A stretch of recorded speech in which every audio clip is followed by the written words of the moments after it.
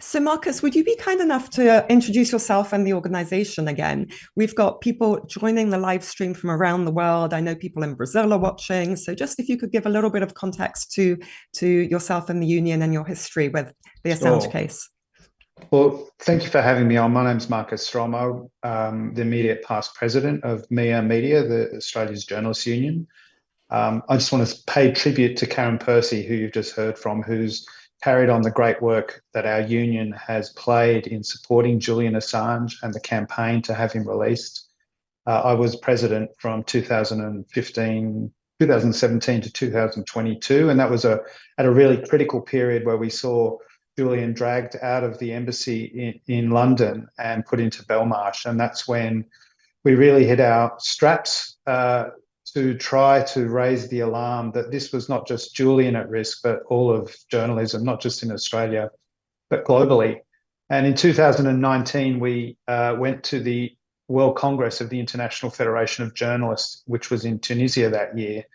And there we as MEAA, the Australian Journalists Union, Julian's union, of which he's a very proud member, we put to that Congress that the IFJ prioritise campaigning to have Julian released, and that was unanimously passed by the IFJ, which represents more than 500,000 journalists around the world. So we are absolutely ecstatic that Julian is finally out and about to land in Australia to meet his family, to meet his supporters, and it's a fantastic day for Julian and for press freedom, despite the many drawbacks that the plea deal has forced on our profession. Thank you. I didn't know that history about that gathering in Tunisia. So thank you for that. Can you tell me a little bit more? Where are you actually geographically right now? How are you Uh, feeling the atmosphere amongst the media community and your colleagues in the press in Australia? Just love to hear a bit more about what it's like over there. so I'm in Sydney, Australia, and I'm an occasional journalist. I do media advising now, and I was actually a press secretary in the Albanese government for a short period of time.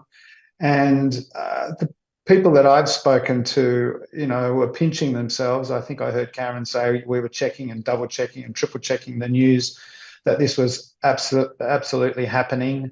And I think the relief is palpable, not just in the journalism community, but I think in Australia as a whole. And I think it's tribute to the campaigners, of the civil society campaigners. People have been campaigning for years and years and years, standing in the cold, in the hot, in the rain, in the sun, week after week, day after day, to raise Julian's case.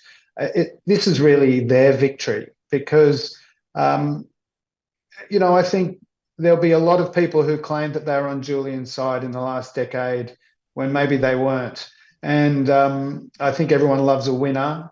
And I think we were really facing an uphill battle in our community to have Julian even recognised as a journalist, to be recognised as someone worthy of our support. But we won that campaign in our union, in our community. And I think it was the fact that within Australia itself, he was becoming a cause célèbre. He was becoming a case that you could not oppose. And I think that reality of grassroots activism, the popular mood that was in support of Julian, that really swung it. And I think we saw that in the United States. We saw that in Britain. I mean, the US ambassador to Australia has described it as a difficult case to a close. And I think for the United States, this was an irritation that they wanted to be rid of, rather than something they joyously have dealt with. And otherwise, they would have just dropped the case, surely. And so, with an election looming in the United States, I don't think a struggling President Biden wanted to have a freedom campaigner like Julian Assange going through the US courts to give ammunition to his opponent who could claim that he stood for freedom, when, of course, I would argue neither of them particularly do when it comes to press freedom. Yeah, well said. Sorry to jump, but I want to give a heads up to everyone that actually Stella Assange is going to be joining the live stream shortly. She's obviously on the ground waiting for Julian to be landing. I'm not sure exactly when he's landing. I think it's a few hours time. I'm not following. You can follow the plane on, is it called Travel Jet? If you go to the WikiLeaks Twitter. You can sign up and you can watch the plane as it's going to be landing, I think, in a few hours. I think it was a little bit delayed. So just a heads up, Stella will be joining us. What's the media coverage like now at the moment in Australia? This is obviously, I mean, Karen was saying this is a bipartisan issue. So across the board, do people it's sort of feel like it's the number one story today. It has dominated all the headlines, it's all the news items, it's all been about this. You've been able to follow the live blogs on all the major news sites. You've had sniping from the conservative media comment. There are people who still resent Julian and everything he stands for in the media because he's someone who won't play the game. WikiLeaks broke the mold of not playing quid pro quo with the powers that be. This was a campaign for media transparency and freedom that really broke the mold and upset people in the corridors of power, not just through exposing war crimes, but just refusing to play the I'll scratch my back if you scratch my back game that is unfortunately still common in the media. And so there are still people who are rankling at this case. I don't think anyone in Australia today would be opposing Julian being released. I think we saw conservative politicians with a bit of an attitude of, well, he may be a ratbag, but he's our ratbag and he should come home, to use an Australianism. That was the kind of mood. And it was that palpable public opinion that seeped throughout society that really has helped bring Julian home into a welcoming environment in Australia. The Labor Party was reluctant, but I think credit to Anthony Albanese, who really has been fighting behind the scenes, behind diplomacy from when he was opposition leader.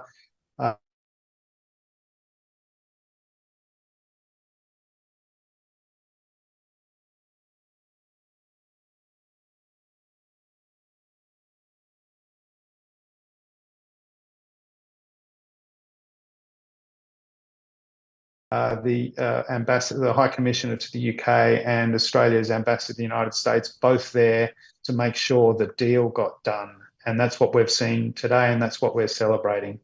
Absolutely. Well, we're going to be joined very, very shortly by Stella Assange, who's going to be coming on to speak with Kristen. Any final words you'd like to say to everyone who's on the live stream internationally? Well, I just say credit to Kristen and Stella and those people at the heart of the WikiLeaks campaign. What an inspiration and what heroes you are! And thank you for inspiring us all, not just Julian, but your whole team, for really fighting the fight and making sure Julian's home. We now want a pardon, of course. We're not just satisfied with this. We will keep campaigning for press freedom. And this is a brilliant platform from which to continue that campaign. So thank you to all. And thank you, Marcus, for all you've done to get us to this point over those tricky years. So big thank you to you and all your colleagues. And thank you for being with us.